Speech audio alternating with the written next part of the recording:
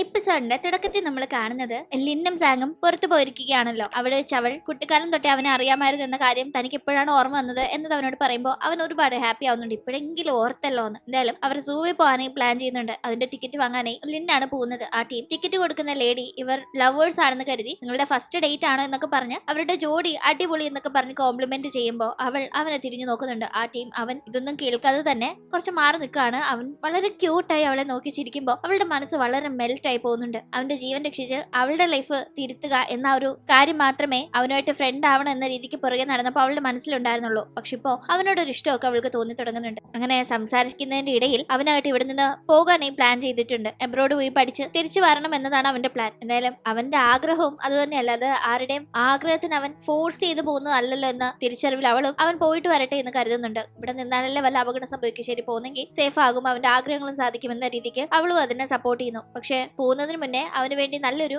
Surprise എന്തെങ്കിലും നൽകണമെന്ന് അവൾ പ്ലാൻ ചെയ്യുന്നുണ്ട്. അപ്പോഴേക്കും അവനും അവൾക്ക് ഒരു ചെറിയ ഗിഫ്റ്റ് കൊടുക്കുന്നുണ്ട്. അത് അവളുടെ ഡ്രീംസ് ഒക്കെ അച്ചീവ് ചെയ്യാനായി അവളെ സഹായിക്കും, അവൾക്ക് ഗുഡ് ലക്ക് കൊണ്ടുവരും എന്നൊക്കെ പറഞ്ഞാണ് അവനത് കൊടുക്കുന്നത്. അങ്ങനെ വളരെ ഹാപ്പിയായി അവരവിടെ ടൈം സ്പെൻഡ് ചെയ്യുന്നു. അതിനൊക്കെ ശേഷം തിരിച്ച് അവൾ വീട്ടിലേക്ക് പോകുമ്പോൾ വഴിയിൽ സാൻ അവളെ കാത്തിരിപ്പുണ്ടായിരുന്നു. അവൾ മൈൻഡ് ചെയ്യാതെ പോകാനേ ഒരുങ്ങുമ്പോൾ ഞാൻ ഇവിടെ നിന്നിട്ടും നീ എന്ത് മൈൻഡ് ചെയ്യാത്ത, പഴയ കണക്കൊന്നും എന്നോടൊരു മൈൻഡ് ഇല്ലല്ലോ എന്ന് പറഞ്ഞ് അവൻ പരിഭവം പറയുമ്പോൾ അതിന്റെ ആവശ്യമില്ല, അതുകൊണ്ട് മൈൻഡ് ചെയ്യുന്നില്ലെന്ന് അവൾ പറയുന്ന ടീം അവൻ പല പരിഭവവും പറഞ്ഞു നോക്കുന്നുണ്ട്. അവന്റെ മാച്ചിനൊന്നും അവൾ പഴയ കണക്ക് അവനെ എൻകറേജ് ചെയ്യുന്നില്ല എന്നിങ്ങനെ പല കാര്യങ്ങളും. പക്ഷെ അവൾ അതൊന്നും മൈൻഡ് ചെയ്യാതെ നിന്റെ ലൈഫാ, അത് നന്നായി മുന്നോട്ട് പോകണമെങ്കിൽ നീ തന്നെ എഫേർട്ട് എടുക്കണമെന്നും പറഞ്ഞ് മൈൻഡ് ചെയ്യാതെ പോവാണ്.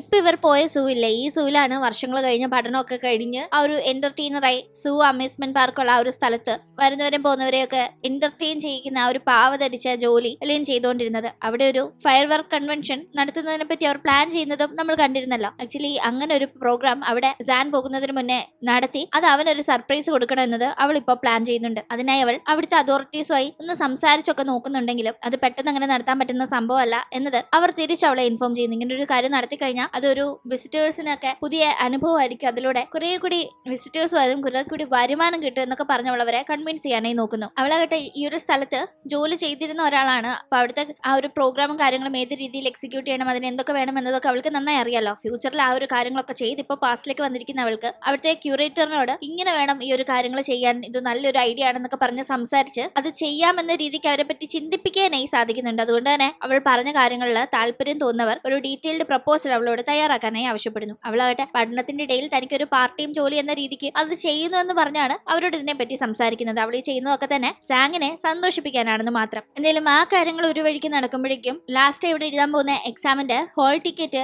വിതരണം ചെയ്യുന്നുണ്ട്. ആ ടീം സാങ്ങിന് കിട്ടിയിരിക്കുന്നത് നമ്പർ 1 ഹോൾ ടിക്കറ്റ് ആണ്. ആക്ച്വലി അവന് കിട്ടേണ്ട നമ്പർ ഇതായിരുന്നില്ല, പക്ഷെ അതാണ് കിട്ടിയിരിക്കുന്നത്. അവൻ ആ കാര്യത്തെ പറ്റി ലിന്നിനോട് പറയുമ്പോൾ അവൾ അത് കണ്ട് ആകെ ഷോക്കാവുന്നു. കാരണം അവളിപ്പോ പല ടൈം ആ ഒരു എക്സാമിന്റെ ദിവസം ടൈം ട്രാവലിലൂടെ വീണ്ടും കടന്നു പോയതാണല്ലോ. അന്ന് നമ്പർ 1 എന്ന ഒരു സീറ്റിലുണ്ടായിരുന്ന പയ്യൻ എക്സാം എഴുതാൻ എത്തിയിട്ടുണ്ടായിരുന്നില്ല എന്നത് അവൾക്ക് മനസ്സിലായിട്ടുണ്ടായിരുന്നു. അവളാകട്ടെ ഇപ്പം മുന്നേ തന്നെ യാങ് അവന് സ്റ്റാൻഡപ്പ് കോമഡി ഒക്കെയാണ് ഇഷ്ടം. അതുകൊണ്ട് തന്നെ അവൻ ആ ഒരു വർക്ക്ഷോപ്പും കാര്യങ്ങളൊക്കെ അറ്റൻഡ് ചെയ്യാൻ പോവാണ്. എക്സാമിനൊന്നും വലിയ പ്രയോറിറ്റി കൊടുക്കുന്നില്ല, മിക്കവാറും എഴുതില്ലെന്ന രീതിക്ക് അവളോട് പറഞ്ഞിരുന്നത് കൊണ്ട് തന്നെ അവനായിരിക്കും ചിലപ്പോൾ നമ്പർ 1 ഹോൾ ടിക്കറ്റ് കിട്ടിയിട്ടുണ്ടായിരുന്നത്. അവൻ വരാത്തത് കൊണ്ടായിരിക്കും അത് വേക്കൻ്റ് ആയി കിടന്നതെന്ന് അവൾ ഇപ്പൊ ചിന്തിക്കുന്നുണ്ടായിരുന്നു. പക്ഷെ ഇപ്പോ സാങ്ങിനാണ് ആ ഒരു ഹോൾ ടിക്കറ്റ് കിട്ടിയത് എന്നറിയുന്ന അവൾ എക്സാമിന് ശേഷമാണല്ലോ ഇവൻ മരിക്കുന്നത്. ഒരുപക്ഷെ അന്ന് എക്സാം എഴുതാൻ സാധിക്കാഞ്ഞത് കൊണ്ടാകുമോ ഇവൻ പിന്നീട് ആത്മഹത്യ ചെയ്തത് എന്നൊക്കെ ഇപ്പൊ ആകെ ടെൻഷൻ ആവുന്നുണ്ട്. അങ്ങനെ പിന്നീട് സാൻ ആകട്ടെ വലിയ ബാസ്കറ്റ് ബോൾ പ്ലെയർ ആയതുകൊണ്ട് തന്നെ അവന് കുറച്ച് ഈസിയായി ആ ഒരു സ്പോർട്സ് കോട്ടയില് നല്ല യൂണിവേഴ്സിറ്റിയിൽ അഡ്മിഷൻ കിട്ടും. അവൻ അതിന്റെ മത്സരത്തിലൊക്കെ ഇപ്പൊ പങ്കെടുത്ത് വിജയിച്ച് അങ്ങനെ സീറ്റ് ഉറപ്പിച്ച ശേഷം ആ ഒരു ന്യൂസ് അറിയിക്കാൻ വേണ്ടി ലിന്നിനെ വിളിക്കുന്നുണ്ട്. ലിന്നോട് ഞാൻ ഇതുപോലെ പാസ്സായി, എനിക്ക് ആ നല്ല യൂണിവേഴ്സിറ്റി തന്നെ അഡ്മിഷൻ കിട്ടും, നീയും എങ്ങനെയും അവിടെ എത്താൻ നോക്കും, നമുക്ക് ഒന്നിച്ച് പഠിക്കാന്നൊക്കെ പറഞ്ഞ് ഭയങ്കര കാര്യമായിട്ട് സംസാരിക്കുമ്പോൾ അവൾ അതൊട്ടും താല്പര്യമില്ലാതെ കോള് കട്ട് ചെയ്യുന്നുണ്ട്.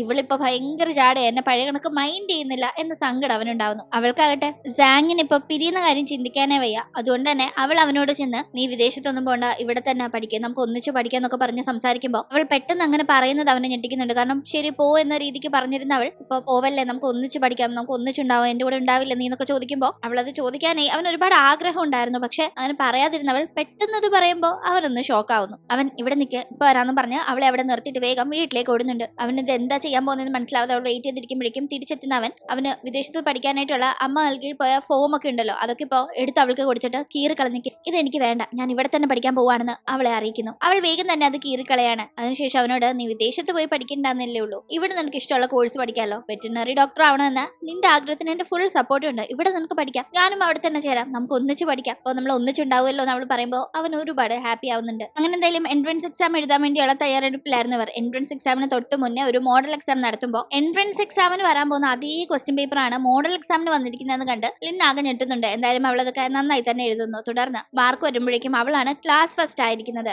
സാങ്ങിന് പോലും 2ാം സ്ഥാനമേ ഉള്ളൂ. എല്ലാവരും ക്ലാസ് 9 വന്ന് ക്ലാസ് 1 ഇപ്പോൾ ക്ലാസ് ഫസ്റ്റ് ആയിരിക്കുന്ന ലിന്നിനെ ഭയങ്കരമായി പുകഴ്ത്തുമ്പോഴേക്കും ടെങ്ങിനത് തീരെ ഇഷ്ടപ്പെടുന്നില്ല. ടെങ്ങായിട്ട് അവൾ കോപ്പി അടിച്ചിട്ടാണ് ഇത്രയും മാർക്ക് മേടിച്ചിരിക്കുന്നത്, അല്ലാതെ അവൾ മാർക്ക് മേടിക്കില്ല, ഇതിൽ എന്തോ സംഭവം ഉണ്ടെന്നൊക്കെ പറഞ്ഞ് അവളോട് ഭയങ്കരമായി വഴക്കുണ്ടാക്കുമ്പോൾ അത് കണ്ട് അങ്ങോട്ടേക്ക് എത്തുന്ന സാൻ ടെങ്ങിനോട് ലിന്നിനെ സപ്പോർട്ട് ചെയ്ത് സംസാരിച്ച് വഴക്കുണ്ടാക്കുന്നു. ടെങ് അവിടെ നിന്ന് ദേഷ്യത്ത് പോകുമ്പോൾ ലിന്നും സാനിനെ മൈൻഡ് ചെയ്ത് അവിടെ നിന്ന് പോകാനേ ഒരുങ്ങുമ്പോൾ പുറകെ ചെല്ലുന്നവൻ നീ എന്തിനാ എന്നിങ്ങനെ അവോയ്ഡ് ചെയ്യുന്നത്, എത്ര മെസ്സേജ് അയച്ചാലും റിപ്ലൈ അയക്കില്ല, വിളിച്ചാൽ അടിക്കില്ല, എന്നെ കണ്ടാലും മൈൻഡ് ചെയ്യില്ല എന്നൊക്കെ പറയുമ്പോൾ നിന്നെ വിളിക്കാനും മൈൻഡ് ചെയ്യാനും മാത്രം എന്താ നമുക്ക് ഡെയിലി റിലേഷൻ, നമ്മൾ ജസ്റ്റ് ഒരു സ്കൂളിൽ പഠിക്കുന്നു എന്നല്ലേ ഉള്ളൂ എന്ന് അവൾ ചോദിക്കുന്ന ടീം. അത്രേ ഉള്ളൂ എന്ന് അവന്റെ ചോദ്യത്തിന് അത് അത്രേ ഉള്ളൂ, ഒരേ സ്കൂളിൽ പഠിക്കുമ്പോൾ എപ്പോഴും വിളിക്കണം വേണ്ടോ എന്ന് നിർബന്ധമൊന്നും ഇല്ലല്ലോ, സ്കൂളിൽ വെച്ച് കാണുമ്പോൾ എന്നോട് എന്തെങ്കിലും പറയാനുണ്ടെങ്കിൽ പറഞ്ഞാൽ മതി എന്ന് പറഞ്ഞ് അവൾ പോകുമ്പോൾ അവന് ഭയങ്കര സങ്കടം. എന്തായാലും ടെങ്ങി കാര്യങ്ങൾ വെറുതെ വിടാൻ റെഡി ആയിരുന്നില്ല. അവൾ സാറിന്റെ അടുത്ത് പോയി ലിൻ ഇത്രയും മാർക്ക് മേടിച്ചത് എന്തോ ചീറ്റിംഗ് നടത്തിയിട്ടാണെന്ന് പറഞ്ഞ് കംപ്ലൈന്റ് കൊടുക്കുന്നുണ്ട്. ആക്ച്വലി ലിന്നിന് ഓൾറെഡി ഈ ക്വസ്റ്റ്യൻ ഒക്കെ അറിയായിരുന്നു, അവൾക്ക് അത് എൻട്രൻസ് എക്സാമിന് വരുന്ന ക്വസ്റ്റ്യൻസ് എന്ന രീതിക്കായിരുന്നു അറിയാമായിരുന്നത്. പക്ഷെ മോഡൽ എക്സാമിന് അതേ സെയിം ക്വസ്റ്റ്യൻ റിപ്പീറ്റ് ആയി വരൂ എന്നത് കണ്ടപ്പോൾ അവൾ സത്യത്തിൽ ഷോക്കായെങ്കിലും അവൾക്ക് ഓൾറെഡി ഇത് അറിയാവുന്നതുകൊണ്ട് അവൾ എഴുതി. അതിൽ എന്താണ് ഇത്ര തെറ്റുള്ളത്, അല്ലാതെ അവൾ ചീറ്റ് ചെയ്യണമെന്ന് വെച്ചാൽ ചീറ്റ് ചെയ്തതല്ലോ. ടെങ്ങിന് ഓൾറെഡി ലിന്നിനോട് ഇഷ്ടക്കേടും കുശുമ്പും അസൂയയും ഒക്കെ ഉള്ളതുകൊണ്ട് അവൾ ഇങ്ങനെ വെറുതെ പ്രശ്നം ഉണ്ടാക്കുന്നതുമാണ്. അങ്ങനെ അതിനുശേഷം ഇവർ ഫ്രണ്ട്സ് എല്ലാവരും കൂടി ഒത്തുകൂടുന്നുണ്ട്.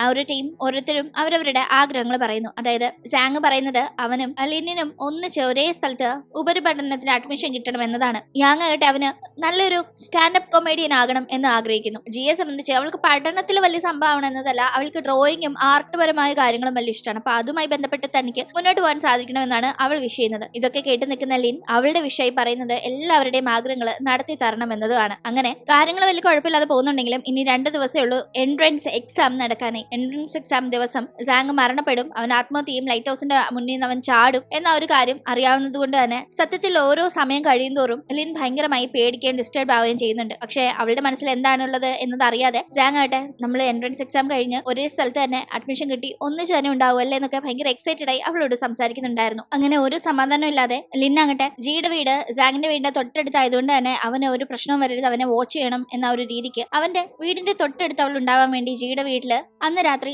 സ്റ്റേ ചെയ്യാനായി പോകുന്നുണ്ട്. ജിയോട് ഈ കാര്യം പറയുമ്പോൾ ആക്ച്വലി അവളുടെ വീട്ടിൽ സമ്മതിക്കില്ല എന്നൊരു ടെൻഷൻ ലിന്നിനുണ്ടായിരുന്നെങ്കിലും ജി ലിന്നിന്റെ വീട്ടിൽ ഫോൺ ചെയ്ത് കമ്പൈൻ സ്റ്റഡിക്ക് വേണ്ടി അവർ ഒന്നിച്ച് നിൽക്കുകയാണെന്ന് അറിയിക്കുമ്പോൾ ലിന്നിന്റെ അമ്മ സമ്മതിക്കുന്നു. അങ്ങനെ ഇവർ രണ്ടുപേരും കൂടി വീട്ടിലേക്ക് പോകാനേ ഒരുങ്ങുന്നുണ്ട്.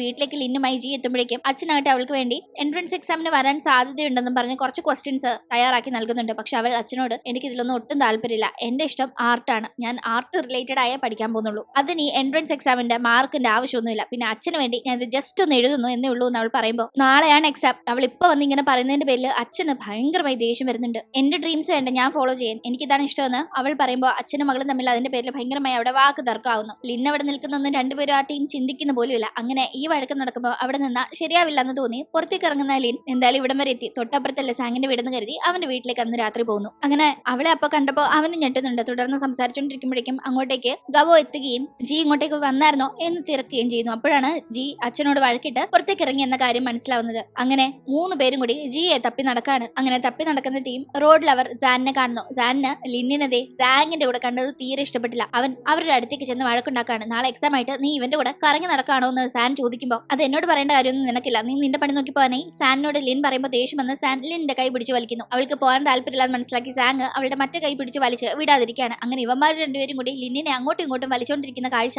കണ്ടുകൊണ്ട് അങ്ങോട്ടേക്ക് ലിന്നിന്റെ അച്ഛനെത്തുകയും അവളെ അവിടെ നിന്ന് കൂട്ടിക്കൊണ്ടുപോവുകയും ചെയ്യുന്നു. വീട്ടിലെത്തിയ പാടെ എനിക്ക് ദേഷ്യം സഹിക്കാൻ വയ്യ, നാളെ എക്സാം ആയിട്ട് നീ ഇങ്ങനെ കണ്ട ചെറുക്കന്മാരുടെ കൂടെ കറങ്ങി നടക്കാണോ എന്ന് ചോദിച്ച് ഭയങ്കരമായി വഴക്ക് പറയുന്നുണ്ട്. അമ്മയാകട്ടെ ഇവളെ പഠിക്കാൻ വേണ്ടി വിട്ടു എന്ന രീതിക്കായിരുന്നല്ലോ വിചാരിച്ചു വെച്ചിരുന്നത്. ഇപ്പൊ ഇങ്ങനെയൊക്കെ കേൾക്കുമ്പോൾ അച്ഛൻ ഭയങ്കര കലിപ്പില് അമ്മയും കൂടി ചേർത്ത് അവിടെ ഭയങ്കരമായി വഴക്ക് പറഞ്ഞുകൊണ്ടിരിക്കുകയാണ്. അങ്ങനെ അപ്പോഴേക്കും ചേട്ടന്റെ വരവ്. തുടർന്ന് ചേട്ടൻ നാട്ടിൽ കുറെ പ്രശ്നം ഉണ്ടാക്കി വെച്ചിട്ടുണ്ടല്ലോ. അച്ഛന്റെ ശ്രദ്ധ പിന്നീട് അങ്ങോട്ട് പോവുകയും ചേട്ടന് കണക്കിന് കിട്ടുകയും ലിന്നു അമ്മയും എസ്കേപ്പ് ആവുകയും ചെയ്യുന്നു. അപ്പോഴേക്കും ജി ആവട്ടെ ഒരു സ്ഥലത്ത് പോയിരിക്കുകയാണ്. ആ സ്ഥലം യാങ്ങിന്റെ ആ ഒരു പ്ലേസ് ആണ്. അവൻ മുന്നേ സ്കൂളിന്റെ അവിടെ ആയിരുന്നു ആ പ്ലേസ് സെറ്റ് ചെയ്തിരുന്നത്. പക്ഷെ പിന്നീട് ഇവരുടെ സ്കൂൾ പഠനം അവസാനിക്കുന്നത് കൊണ്ടും ആ പ്ലേസിലെ ചില പുതിയ കാര്യങ്ങൾ സ്കൂളിൽ ചെയ്യാനായി സ്കൂളിൽ പ്ലാൻ നടക്കുന്നുണ്ട് എന്ന് അറിയാവുന്നത് കൊണ്ടും അവൻ ആ പ്ലേസ് ഒക്കെ മാറ്റി മറ്റൊരു സ്ഥലത്ത് സെറ്റ് ചെയ്തിട്ടുണ്ടായിരുന്നു. അവന്റെ ഒരു സ്റ്റാൻഡപ്പ് കോമഡി ഒക്കെ നടത്താനായിട്ടുള്ള ഒരു ചെറിയ ക്യൂട്ട് ആയിട്ടുള്ള എസ്തെറ്റിക് റൊമാൻറ്റിക് ആയിട്ടുള്ള ഒരു പ്ലേസ് ആയിട്ട്. ഇപ്പൊ അവിടേക്കാണ് യാങ് വന്നിരിക്കുന്നത്. അവിടെ വെച്ച് യാങ്ങിനോട് മനസ്സ് തുറന്ന് ജി സംസാരിക്കുന്നുണ്ട്. അവൾ ബാക്കിയുള്ളവരുടെ മുന്നിൽ കുറച്ച് റഫ് ആൻഡ് ടഫ് ആയിട്ടാണുള്ളതെങ്കിലും യാങ്ങിന്റെ അടുത്ത് ഭയങ്കര സോഫ്റ്റ് ആണ്, അവനോട് ഭയങ്കര കാര്യമാണ് അവൾക്ക് എന്ന് നമുക്ക് മനസ്സിലാക്കാം. എന്തായാലും അവൻ അവളെ സമാധാനിപ്പിച്ച് എക്സാം എഴുതണം എന്ന് പറഞ്ഞു വിടുന്നുണ്ട്. അങ്ങനെ അവനോട് സംസാരിക്കുമ്പോൾ ഇച്ചിരി ആശ്വാസമാണ് അവൾ. പിന്നെ കുഴപ്പമൊന്നുമില്ലാതെ വീട്ടിൽ പോയി അടുത്ത ദിവസം എക്സാമിന് പോകുന്നു. അങ്ങനെ എക്സാം എഴുതുകയാണ് എല്ലാവരും. സാങ് എക്സാം എഴുതുന്നത് കാണുമ്പോൾ ലിന്നിനും സമാധാനമാവുന്നു. അങ്ങനെ എക്സാം ഒക്കെ കഴിഞ്ഞ് സമാധാനത്തിൽ ലിൻ പുറത്തേക്ക് ഇറങ്ങുന്നു. അപ്പോഴേക്കും ലിന്നിന്റെ ചേട്ടനെ അപ്പോൾ ജയിലിൽ നിന്ന് റിലീസായ പങ്ക് പിടിക്കാനായി ചെല്ലുന്നുണ്ട്. പങ്കിന് ഓൾറെഡി ലിന്നിന്റെ ചേട്ടൻ കാശ് കൊടുക്കാനുള്ള ഒരാള് കൊട്ടേഷൻ കൊടുത്തിട്ടുണ്ടായിരുന്നല്ലോ, തിരിച്ച് കാശ് മേടിച്ചു കൊടുക്കണമെന്ന് പറഞ്ഞു. ഇതുവരെ കാശ് മേടിച്ചു കൊടുക്കാൻ പങ്കിന് സാധിച്ചിട്ടുണ്ടായിരുന്നില്ല. ഇപ്പൊ ചെന്ന് കണ്ടു വരട്ടി മര്യാദയ്ക്ക് കാശ് എന്നില്ലേ കൊന്നുകളയെന്ന് പറഞ്ഞ് പങ്ക് ഭീഷണിപ്പെടുത്തുന്നുണ്ട്. പങ്ക് ഇതൊക്കെ ഇവിടെ ചെയ്യുന്നുണ്ടെങ്കിൽ അപ്പോഴും ഈ മുന്നിലിരിക്കുന്ന ആള് ലിന്നിന്റെ സ്വന്തം ചേട്ടനാണ് എന്ന കാര്യമൊന്നും പങ്കിന് കറക്റ്റായി അറിയില്ല. എന്തായാലും ചേട്ടൻ നന്നായി തന്നെ പങ്ക് വരട്ടി വിടുന്നു. ചേട്ടനാണെങ്കിൽ ടെൻഷനായിട്ടുമായി. അപ്പോഴേക്കും എൻട്രൻസ് എക്സാം കഴിഞ്ഞതുകൊണ്ട് തന്നെ ആ ഫൈനൽ ഇയർ സ്റ്റുഡൻസിനെ വിളിച്ച് ചെറിയൊരു ഗെറ്റ് ടുഗദർ നടത്തുന്നുണ്ട്, ഒരു കുഞ്ഞു പാർട്ടി. അവർക്ക് ഇത്രയും നാളെ ഹെക്റ്റിക് ആയ ഷെഡ്യൂളും ടെൻഷനും കാര്യങ്ങളൊക്കെ ആയിരുന്നില്ല. അപ്പോൾ ഒരു റിലാക്സേഷന് വേണ്ടി ആ പാർട്ടിക്കിടയിൽ നന്നായി തന്നെ സാങ്ങിന്റെ കൂടെ ലിൻ എൻജോയ് ചെയ്യുന്നുണ്ട്. അവനെ മരണത്തിൽ നിന്ന് തനിക്ക് രക്ഷിക്കാൻ സാധിച്ചല്ലോ. കാരണം യഥാർത്ഥത്തിൽ നടക്കേണ്ട കാര്യങ്ങൾ നടക്കുകയായിരുന്നെങ്കിൽ സാങ് ഈ സമയത്തേക്ക് മരിച്ചിരിക്കണം. ഇപ്പൊ അത് നടന്നില്ലല്ലോ എന്ന് അവൾക്ക് സമാധാനമാവുന്നുണ്ടെങ്കിലും അവിടെ വെച്ച് അവളെ കണ്ട് സാൻ സംസാരിക്കുമ്പോൾ വീണ്ടും അവളെ കൺവിൻസ് ചെയ്യുന്ന രീതിയിൽ അവൻ പലതും ശ്രമിച്ചു നോക്കുന്നുണ്ടെങ്കിലും ഒരിക്കലും ലൈഫിൽ വലിയൊരു തെറ്റ് സംഭവിച്ചു എന്ന് മനസ്സിലായി കഴിഞ്ഞാൽ വീണ്ടും അതിലേക്ക് ചെന്ന് ചാടാനേ എനിക്ക് കഴിയില്ല. നമ്മൾ തമ്മിൽ ചേരേണ്ടവരെ അല്ല, അതാ നമുക്ക് രണ്ടുപേർക്കും നല്ലതെന്ന് പറഞ്ഞ് ഫ്യൂച്ചറിൽ ഇവർ ചേർന്ന് കഴിഞ്ഞാൽ എന്തൊക്കെ അനുഭവങ്ങൾ തന്റെ ലൈഫിൽ ഉണ്ടാവും എന്ന് നന്നായി അറിയാവുന്ന അവൾ അവനെ കാര്യങ്ങൾ നൈസായി പറഞ്ഞ് മനസ്സിലാക്കി ഒഴിവാക്കുന്നുണ്ട്. ഇവൾക്ക് തന്നോടല്ല ഇപ്പോൾ സാങ്ങിനോടെ കാര്യമെന്ന് സാനിനും മനസ്സിലാവുന്നു. അപ്പോഴേക്കും ജിക്കും അച്ഛനും ഇടയിൽ വീണ്ടും വഴക്കുണ്ടാവുകയാണ്. അവൾക്ക് പടം വരയ്ക്കാനൊക്കെ ഇഷ്ടമായിക്കോട്ടെ എന്ന് കരുതി അത് ലൈഫ് ആക്കണം, അത് കരിയർ ആക്കണം എന്നൊക്കെ വിചാരിച്ചാൽ അത് വളരെ മോശമല്ല എന്ന് പറഞ്ഞ് അച്ഛൻ അവളെ കൺവിൻസ് ചെയ്യാനായി നോക്കുമ്പോൾ എത്രയായാലും തന്നെ ഈ അച്ഛൻ മനസ്സിലാക്കില്ല എന്ന് മനസ്സിലാക്കുന്ന അവൾ അത്രയും നാള് ആഗ്രഹത്തിൽ വരച്ചു കൂട്ടിയ ഡ്രോയിങ്സ് എല്ലാം കൂട്ടിയിട്ട് കത്തിക്കുന്നതാണ് നമ്മൾ ഇവിടെ കാണുന്നത്. ശേഷം എന്ത് സംഭവിക്കുമെന്ന് നമുക്ക് അടുത്ത എപ്പിസോഡിലൂടെ കാണാം. ഇന്നത്തെ വീഡിയോ ഇഷ്ടമായാൽ മറക്കാതെ ലൈക്ക് ചെയ്തും ഷെയർ ചെയ്തും സബ്സ്ക്രൈബ് ചെയ്തും സപ്പോർട്ട് ചെയ്യണേ. വീണ്ടും പുതിയൊരു എപ്പിസോഡുമായി കണ്ടുമുട്ടും വരെ ബൈ.